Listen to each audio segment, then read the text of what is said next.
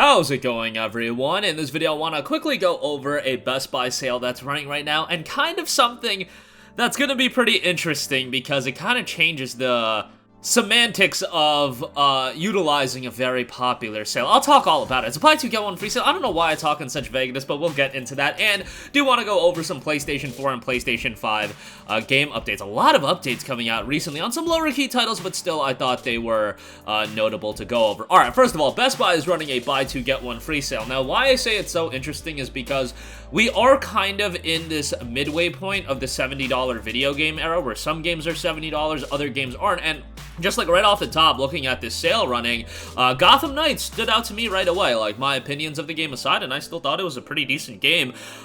It's a $70 game that I'm sure people would like to, you know, finagle their way into a buy two, get one free sale, but to get the most value out of a buy two, get one free sale, you kind of want to pair it up with other $70 games. Well, the selections for a $70 game are still limited. Like, they got some options. Ghost of Tsushima Director's Cut.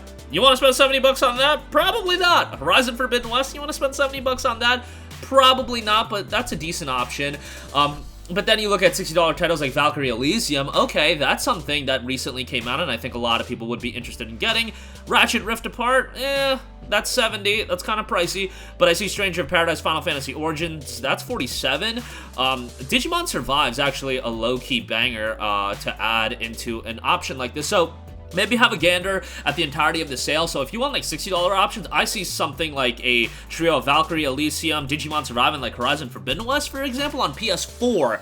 That's $60, and remember, that gets you a free digital upgrade. There's stuff like Relayer, Physical Edition, you guys know, like, Black Friday's right around the corner, so a lot of this stuff is gonna go on sale. Decent $70 option is Gran Turismo 7. I'm just scrolling down, seeing some of the titles that are being offered, but yeah, GT7 seems like a pretty decent offering to me as well. So if you have any interest on that, you know, mix and match, see what's up, maybe pick up some Switch titles if you're into that as well. I know we don't talk about that too much, but yeah, Gotham Knights is definitely the one that stood out to me the most, and every year during, like, the holiday season, always like a precursor to Black Friday actually starting is like a lot of retailers running buy two, get one free sales, and it's really easy to like get trapped in that because, you know, that seems like a really good value offer, but you also have to remember there's the potential of these games also going on sale during Black Friday, and more likely than not, they will. I am just very interested in monitoring the third-party titles if they do go on sale.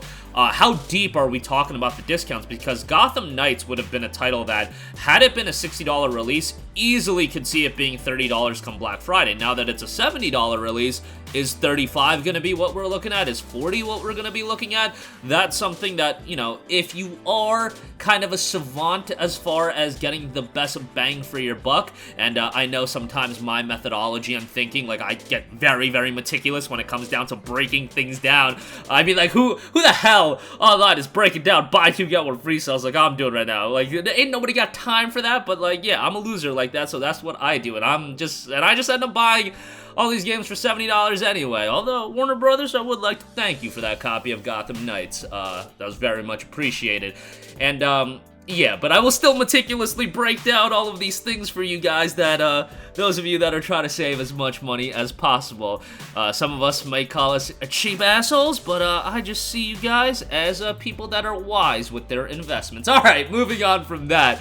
Evil West has gotten a gameplay overview trailer. Now, speaking of games that I think some people are gonna be a little bit apprehensive to spend a full price on, although this is a $50 budget title, so take that for what it is. It's a game coming from Flying Wild Hog, a studio that I greatly respect. They, of course, did the Shadow Warrior games, and those games were all really, really good, except for, I know some people had their opinion on Shadow Warrior 3, really lacking content, but, yeah, like, Shadow Warrior was never a game I would say drop 50 bucks on, but they are very enjoyable games. Evil West looks like a pretty interesting title as well. This gameplay overview trailer shows some of the over-the-top gameplay that you're gonna see out of the game.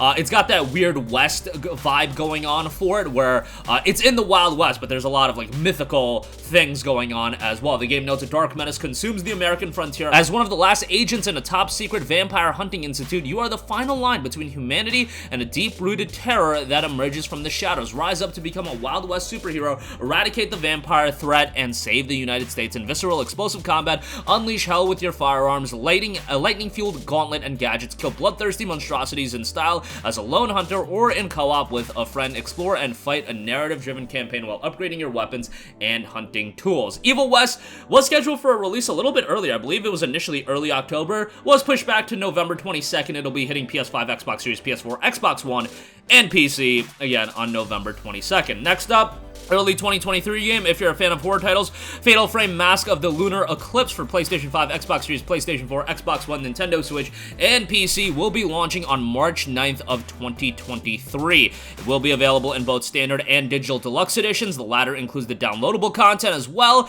so you can be on the lookout for that. Fatal Frame is a pretty throwback horror title. I know that it has a lot of buzz and kind of like a cult following. Camera Obscura, an old camera with the ability to repel vengeful ghosts and seal away their power by photographing them, equip stronger lenses, and change out different films to capture even more powerful photos and reveal things that cannot be seen, to find clues that will help in discovery of lost things and exploring the island. Explore the dimly lit Western-style mansions and abandoned hospitals on the island by relying on the moonlight and the faint light of a flashlight. The story progresses by touching places that may call your attention. From past newspaper articles and notes, you will discover about the past in which incidents happen and unravel the lost memories of the protagonist and find the truth. Again, that'll be dropping on March 9th. And lastly, I do want to note that the Xbox and PC title in Sable will be headed on over to PlayStation 5 on November 29th. This has been out on Xbox and PC for quite a while, going back to September of 2021. It has a really slick art style, reminiscent of a game like Journey. That's immediately what I thought. The game notes embark on a unique and unforgettable journey and guide Sable through her gilding a rite of passage that will take her across vast deserts and mesmerizing landscapes capped by the remnant of spaceships and ancient wanderers. 2,500 Steam user reviews, 86% positive on that, and a 76 on Metacritic as well. So all in all, a pretty solid reception. Did drop at $24.99 on Xbox and PC. Was available on Game Pass right out the gate on day one. The PlayStation 5 version will ship with several new features, including a new fishing minigame and support for the DualSense wireless controller's haptic feedback. So that's a nice addition as well. But lower key game added to the wish list, I would say, probably, or maybe, who knows, maybe it'll be a plus extra game. Sometimes you don't know about these kinds of things, but that is going to do it for me. Again, Best Buy rocking a buy two get one free sale. Be conservative with what you spend, especially on premier games right now, just because you guys know that these are going to see sizable discounts. Like, I would literally say every single one of those games that are on that are a part of this buy two get one free, maybe outside of like Digimon Survive because it's a little niche, and like AI the Somnium Files, but even those two, probably all of them are going to go on sale, and probably steep discounts as well. So just keep that in mind. A lot of game updates: Evil West, Fatal Frame, Sable. Sable's one that definitely is not going to get a lot of buzz, especially as, you know, a 14-month delayed lower key title, but one that I think you should have on your radar. That's going to do it for me. Sound off with all of your thoughts in the comment section down below. Thank you for watching, and goodbye.